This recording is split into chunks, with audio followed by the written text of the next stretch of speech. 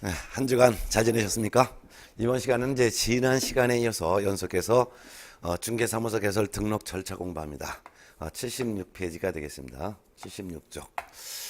그래서 등록 절차인데 그 중에서도 법인이 등록하기 전에 먼저 갖춰야 될 등록 기준을 공부합니다.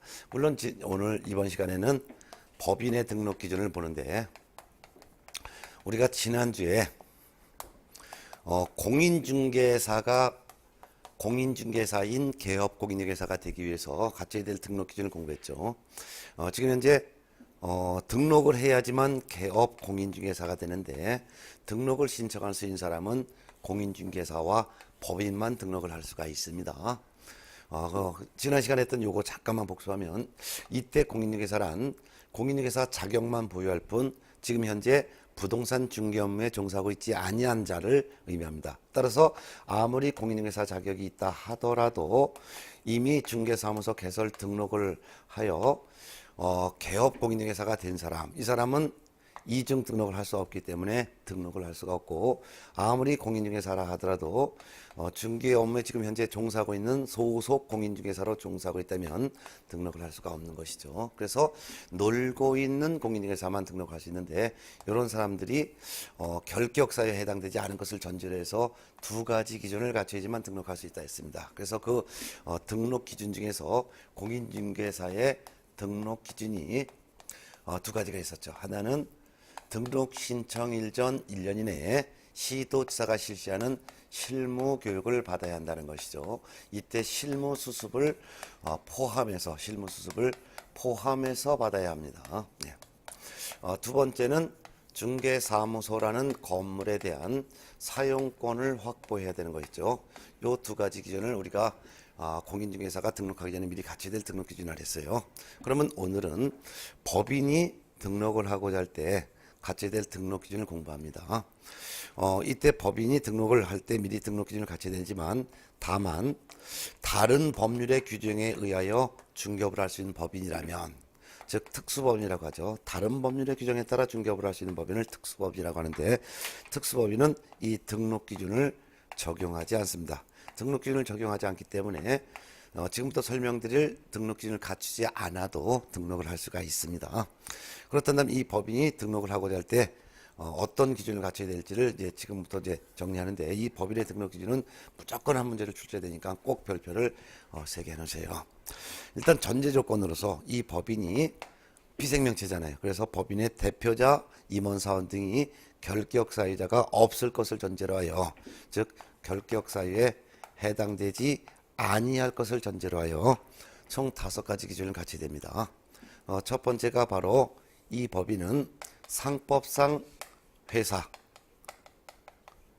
법인이거나 또는 그렇지 않고 또는 협동조합 기본법에 규정되어 있는 협동조합 기본법, 제가 협동조합 기본법이라고 하겠습니다. 협동조합 기본법 제2조 1호에 따른 협동조합에 해당하는 법인이어야 합니다. 따라서 사회적 협동조합은 제외합니다.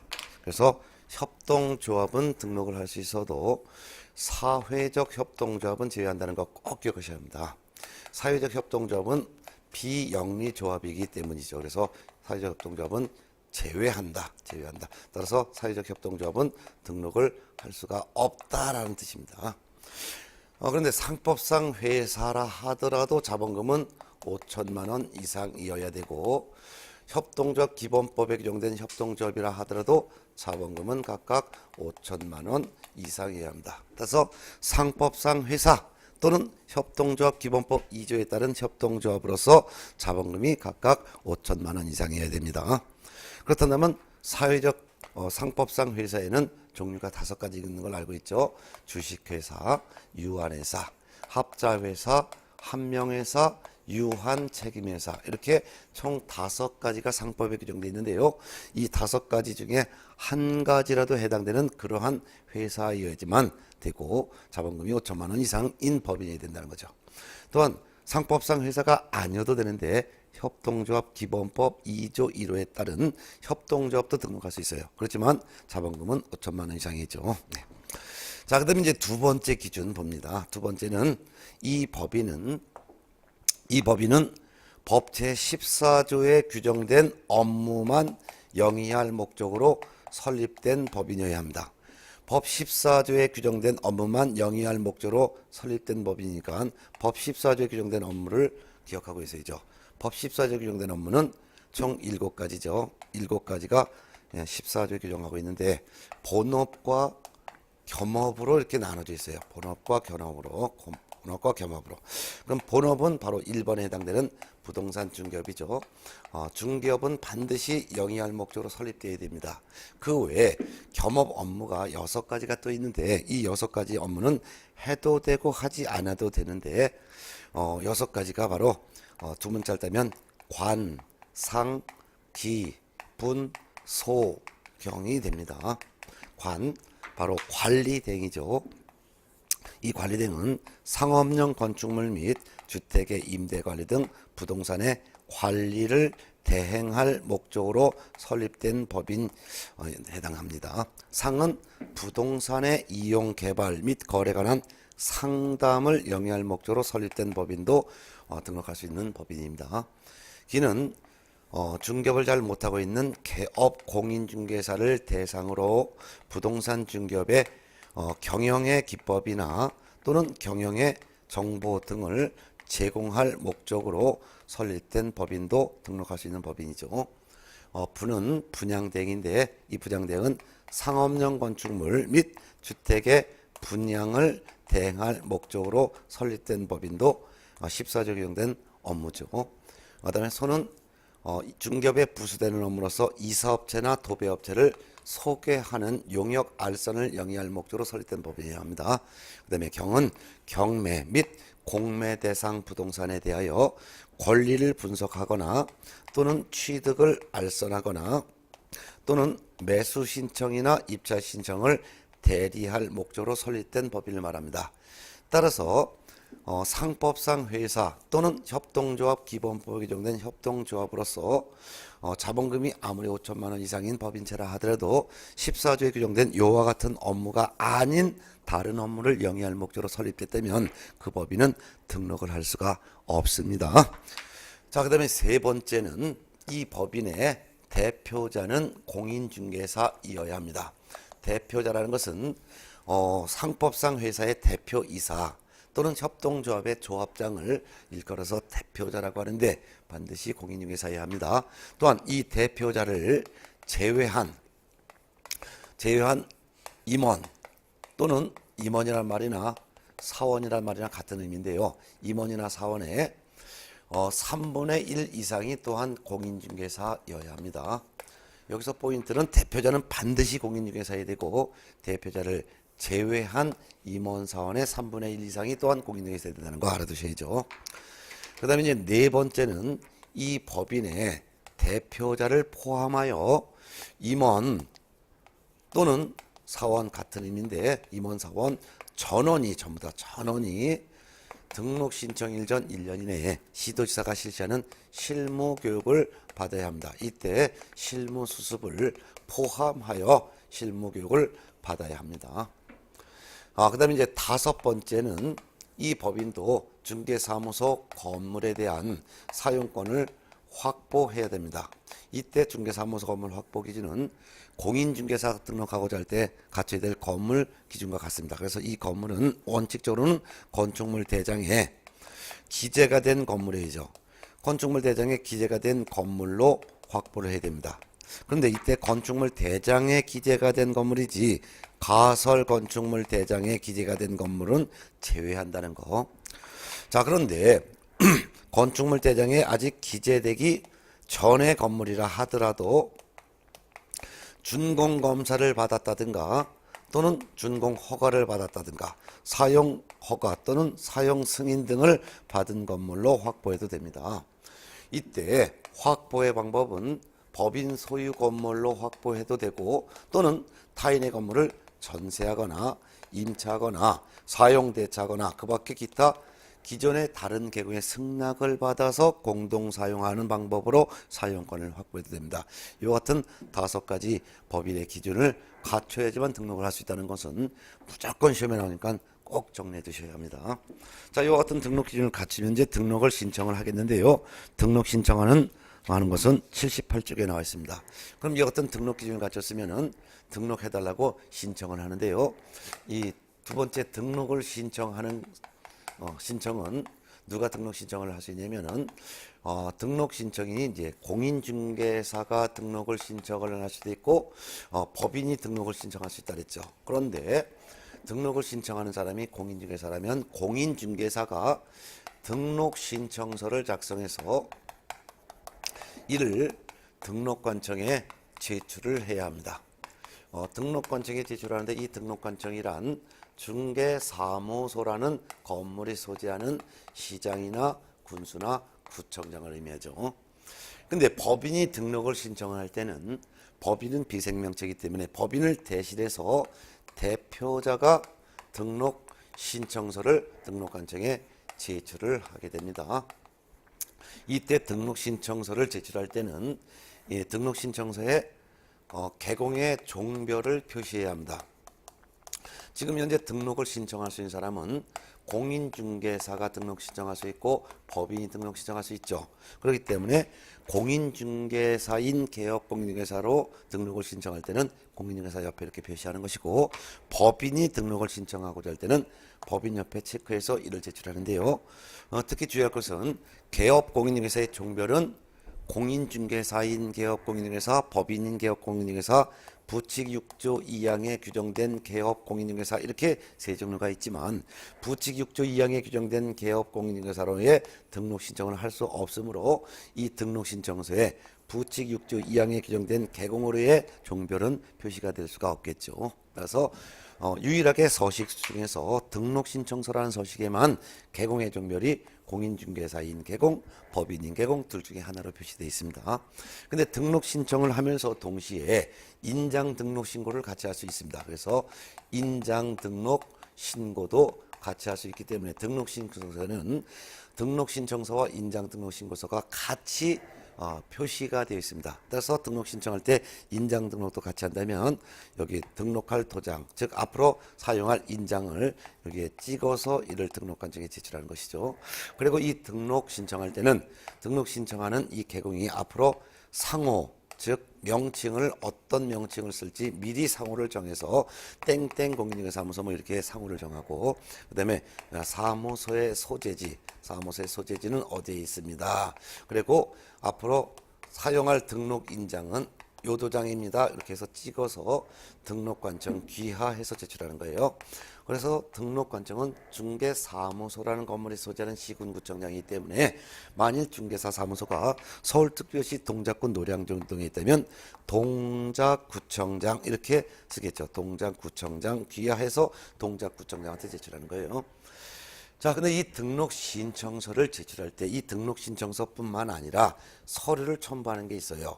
서류를 첨부하는 게 3가지가 있는데 그 첫 번째가 등록 신청하려는 공인중개사라면 공인중개사가 실무교육 이수하였음을 증명할 수 있는 실무 이수 확인증 4번을 제출하는 것입니다.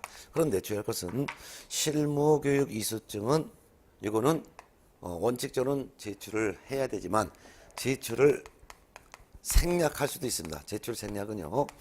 실무교육은 본래 시도지사가 실시하는데 실무교육 실시 권한을 다른 기관에 위임을 했을 때 실무교육 업무를 위탁 받은 사람이 실무교육을 이수했음을 확인할 수 있도록 등록관청이 전자적으로 실무교육을 받았다는 사실을 확인할 수 있도록 조치를 하였을 때는 이때는 실무교육 이수증 4번을 제출하지 않습니다.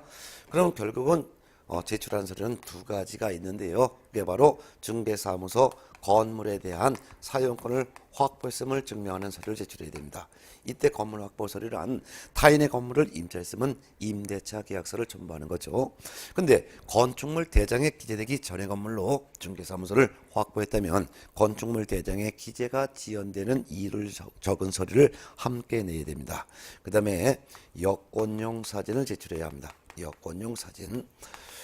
작년까지는 반명함판 사진을 제출하라고 했는데 여권용 사진을 제출하도록 법이 개정이 됐습니다. 그래서 여권용 사진 요 서류를 같이 첨부하여 제출하면서 거기다가 당의 지방자치단체 조례에서 정하고 있는 수수료도 납부를 해야 됩니다. 수수료 납부인데요. 이 당의 지방자치단체 조례에서 정하는 수수료라는 것은 만일 등록관청이 서울특별시 동작구청장이라면 동작구 조례에서 정하는 수수료를 납부하여 등록관청에 제출합니다.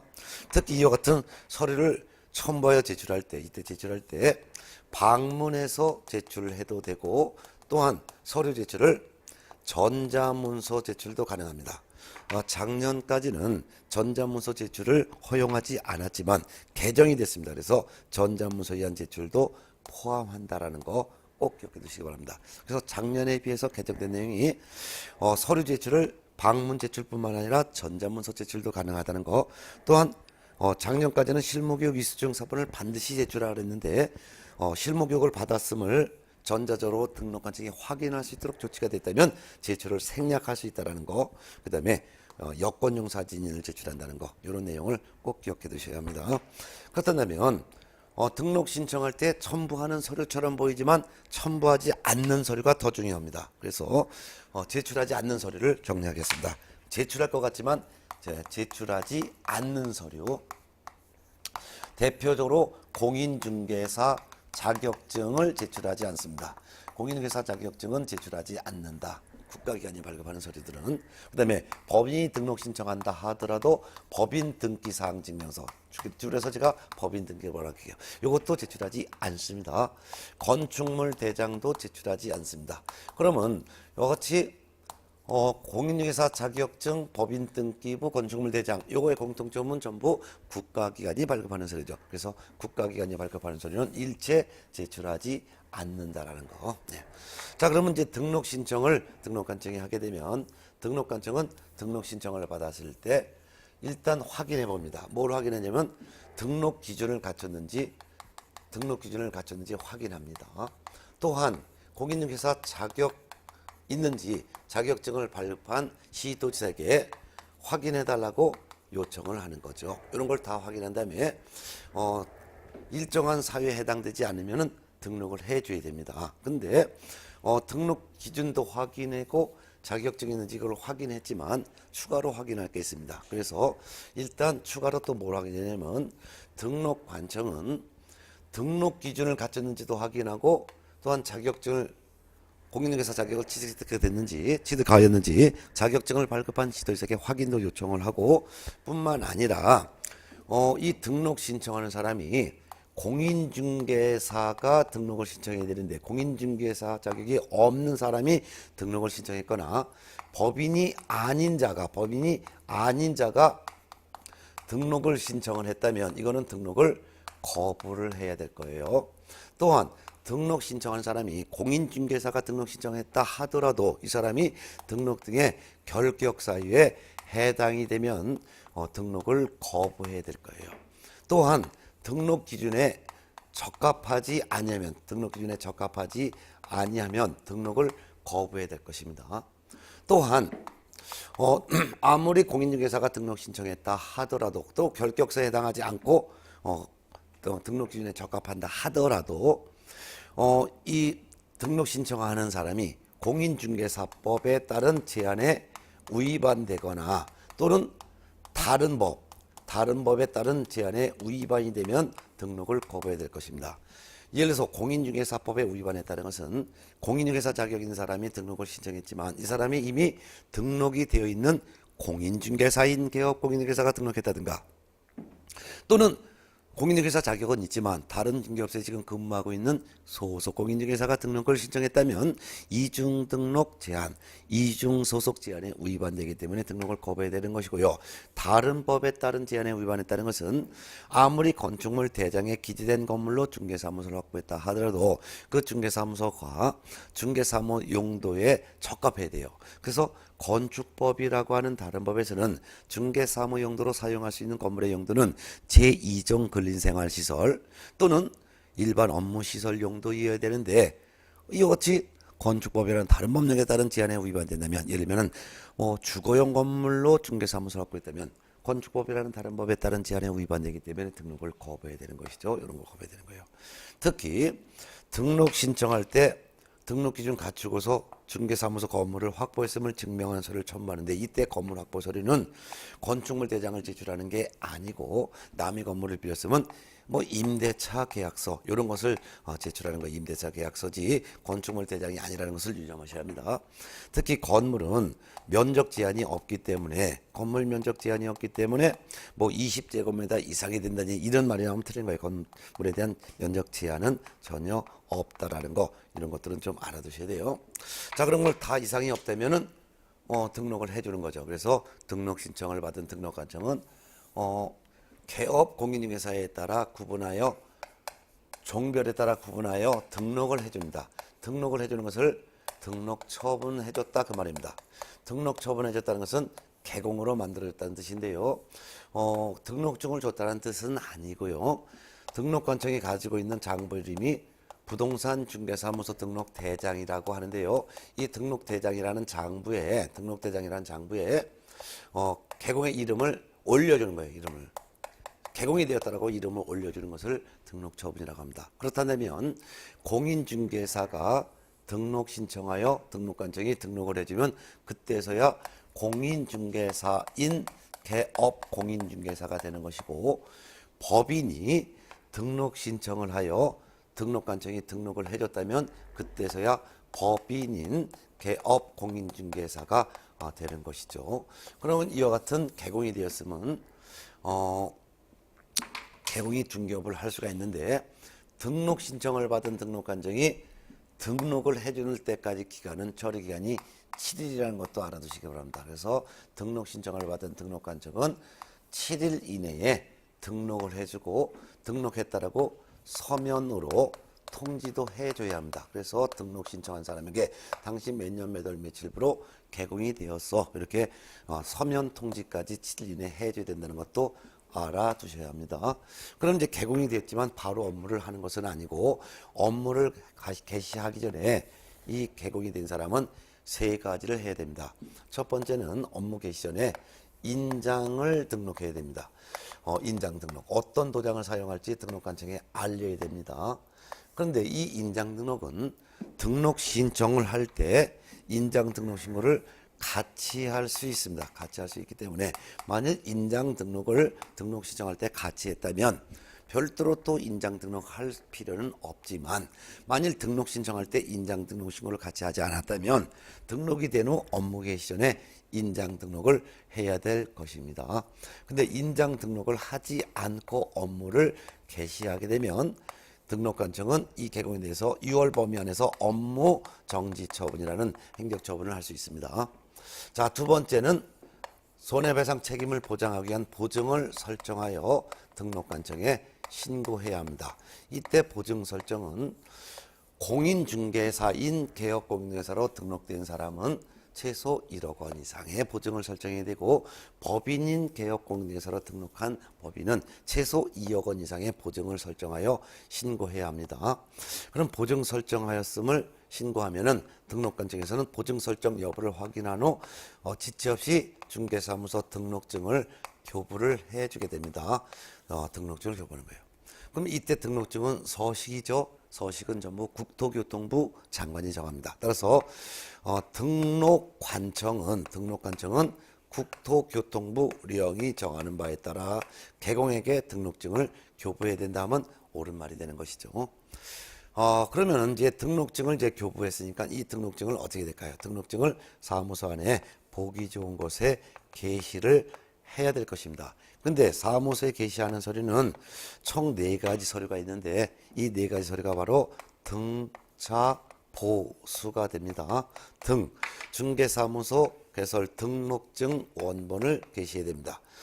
이때 등록증은 중개사무소 등록증을 말하는 것이지 사업자 등록증을 말하는 것이 아니라는 거 유념하셔야 합니다. 그다음에 자는 공인중개사 자격증 원본을 게시해야 될 것입니다. 이때 자격증 원본은 개공 자신의 자격증 원본뿐만 아니라 나중에 소속 공인중개사를 고용했다면 소속 공인중개사의 자격증 원본도 게시해야 될 것입니다. 보는 업무 보증을 설정했음을 증명할 수 있는 보증 설정 증명서류, 업무 보증을 설정했음을 증명하는 서류가 되겠고요. 그 다음에 수는 중개 보수 및 실비에 대한 표가 되겠습니다. 이와 같은 4가지 서류를 중개사무소 안에 보기 좋은 곳에 게시해야 합니다.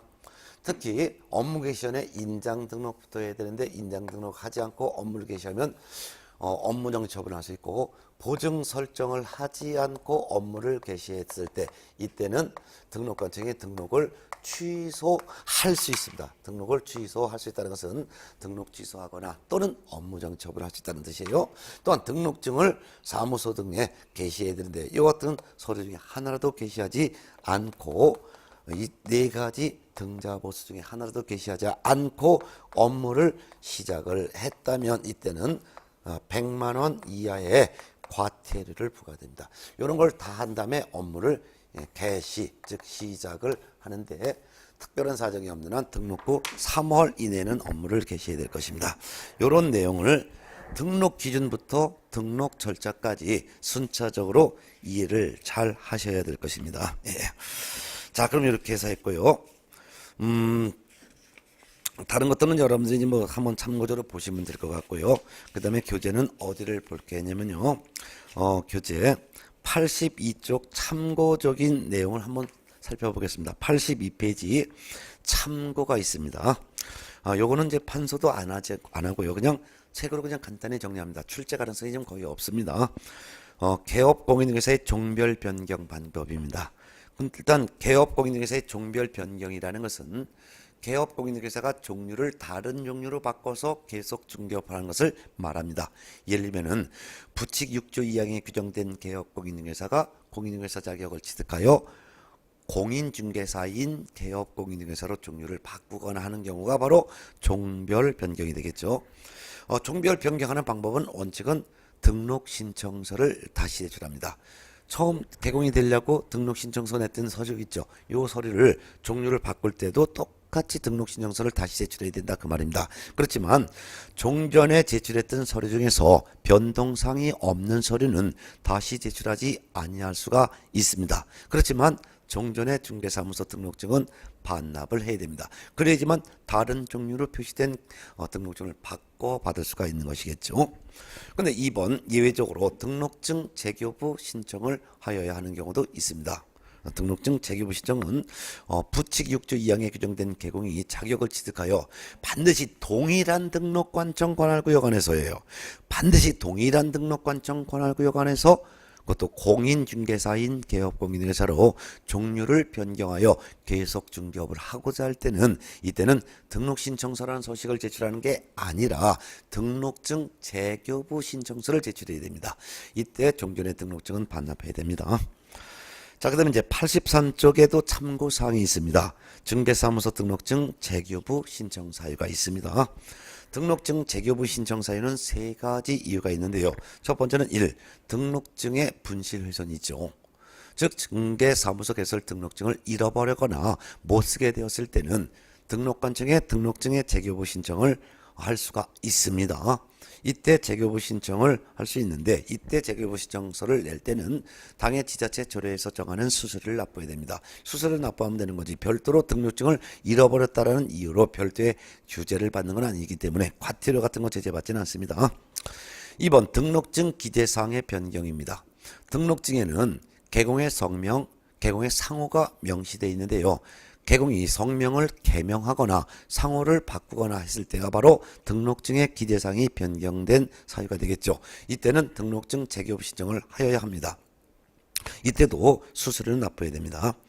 세 번째는 법 부칙 6조 2항에 규정된 개공이 공인중개사 자격을 취득하여 동일한 등록관청 관할구역 안에서 공인중개사인 개공으로 종류를 바꿀 때 이때도 등록증 재개업 신청을 해야 됩니다. 이때 수수료는 납부해야 된다는 것도 이해해 두셔야 되겠죠. 네. 자, 그럼 이제 이렇게 해서 보셨고, 이제 등록과 관련된 기타 사항으로서 교재 90페이지를 보시기 바랍니다. 기타 사항에서도 한 문제가 출제가 자주 됩니다. 그래서 등록 파트에서는 등록 기준 지금 오늘 말씀드린 거 이거 무조건 출제를 하는 것이고, 그 다음에 두 번째 한 문제가 더 나오는 것이 바로 90쪽에 나와 있는 기타 사항에서 한 문제를 출제하게 됩니다. 그 중에서 이중 등록 및 이중 소속 제한이 90쪽에 있습니다. 개공은 등록한 사람을 개공이라고 합니다. 따라서 등록이 되어 있는 상태에서는 어떠한 이유를 달더라도 추가 등록은 할 수 있습니다. 추가 등록을 할 수가 없습니다. 그래서 이중 등록 제한에서 동그라미 1번부터 보겠습니다. 1. 개업 공인중개사는 이중으로 중개사무소에 개설 등록을 하여 중개업을 할 수가 없습니다.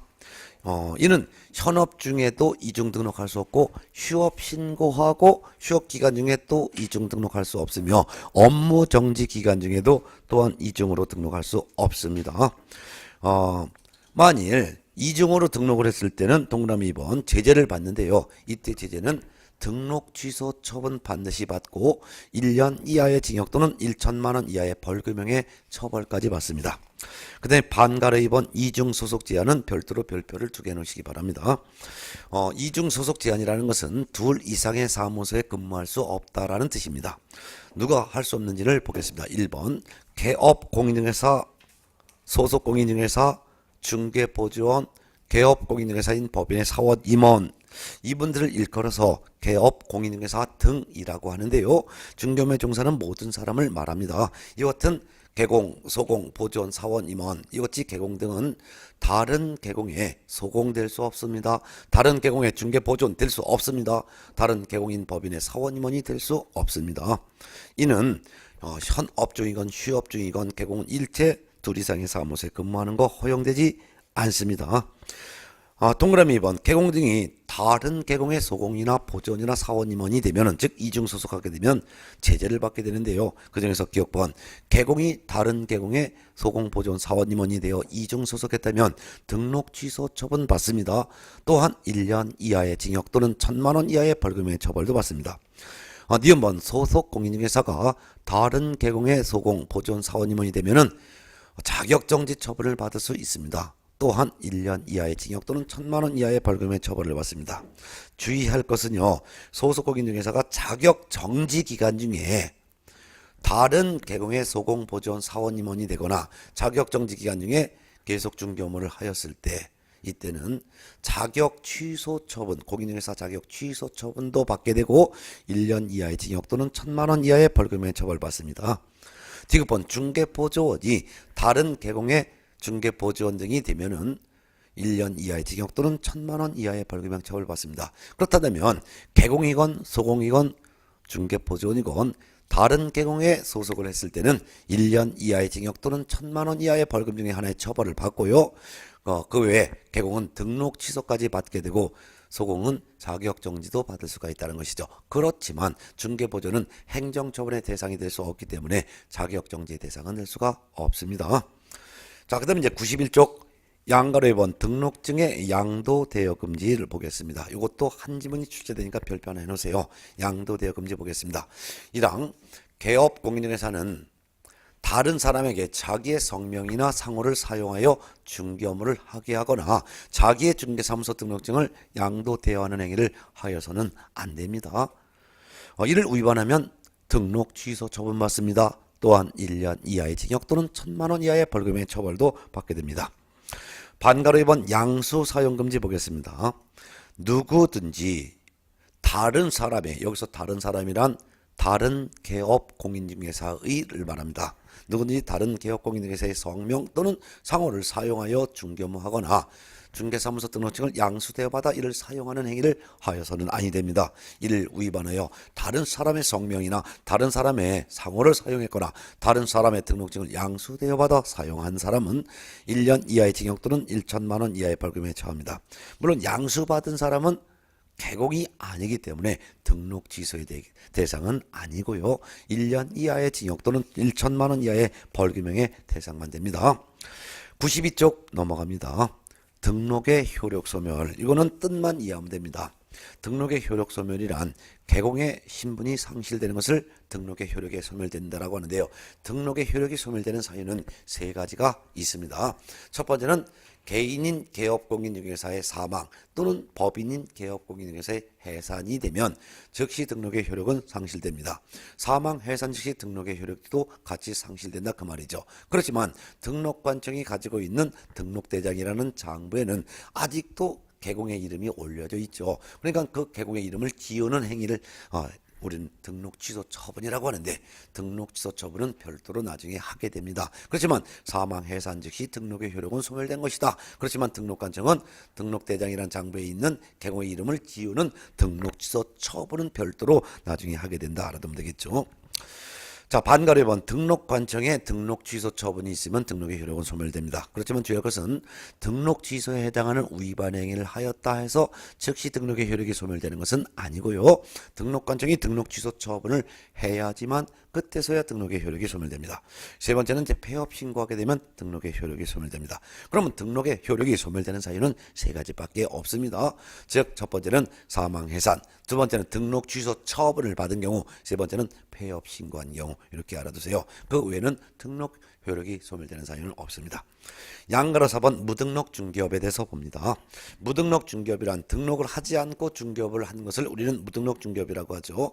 무등록 중개업의 유형은 1번 중개사무소 개설 등록하지 않은 상태에서 중개업을 했거나, 두 번째 등록을 하여 개공이 되었지만 나중에 등록의 효력이 소멸된 상태에서 계속 중개업을 하더라도 이도 역시 무등록 중개업이 됩니다. 예를 들면 법개공이 폐업 신고한 후 계속 중개업을 했다든가 법인이 해산된 후 계속 중개업을 했다든가 이런 경우가 되겠죠. 그래서 법인이 해산된 후 계속 중개업을 한 경우, 두 번째는 등록 취소 처분을 받은 상태에서 계속 중개업한 경우 또는 폐업 신고한 경우 계속 중개업을 한 경우도 역시 무등록 중개업이 되겠죠.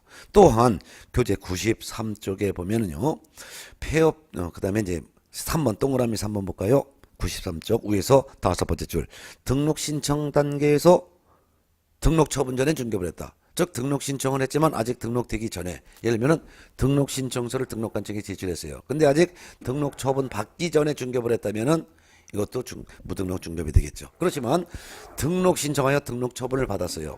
근데 아직 등록증을 교부받지 못했어요. 등록 처분 받았지만 아직 등록증 교부받기 전에 중개업을 한 것은 무등록 중개업은 아니죠. 등록이 됐으면 개공이 된 것이니까. 그래서 등록 신청하여 등록 처분 받기 전에 중개업을 한 것은 무등록 중개업. 등록 처분 받은 이후에 보증 설정하지 않았다든가 등록증 받기 전에 중개업을 한 것은 무등록 중개업으로 볼 수가 없다는 걸 구분하셔야 되겠죠. 그 다음에 이제 동그라미 4번 봅니다. 93쪽 등록을 하지 않고 인터넷상에서 중개업을 한 것도 무등록 중개업이 되겠죠. 또한 동그라미 5번 중개업이 주된 업무가 아닌 자가, 예를 들면 부동산 컨설팅을 주된 업을 하는 사람이 또는 식당업을 주된 업을 하는 사람이 등록하지 않고 중개업을 했다. 이것도 무등록 중개업이 되겠죠. 자, 반가로 1번 봅니다. 무등록 중개 행위자의 중개에 따른 거래계획의 효력. 1. 무등록 중개사무소 개설 등록하지 않고 중개업을 한 자, 즉 무등록 중개업을 한 자의 중개행위로 인하여 중개가 완성된 경우라 할지라도 거래 당사자 간의 법률행위는 효력이 있습니다. 거래 당사자 간의 법률행위란 거래 당사자 간의 거래계약을 말하죠. 무등록 중개업을 한 자의 중개를 통해서 이루어진 매매계약, 임대차 계약 효력이 있다 그 말입니다. 그렇지만 무등록 중개업을 한 사람은 동그라미 2번 행정처분의 대상은 아니지만 3년 이하의 징역 또는 3천만 원 이하의 벌금에 처분 받습니다. 또한 무등록 중개업을 한 사람은 법을 위반했기 때문에 동그라미 3번 무등록 중개업을 한 사람은 중개보수 청구권이 없습니다. 중개보수 청구권이 없기 때문에 중개보수 청구할 수가 없는 것이죠. 자, 그 밑에 판례가 있는데 이 판례는 제가 중개라는 판례에서 설명드렸을 때 판례와 똑같은 건데요. 아주 중요하니까 꼭 알아두셔야 합니다. 그래서 판례에서 요거를 정리해 두시기 바랍니다.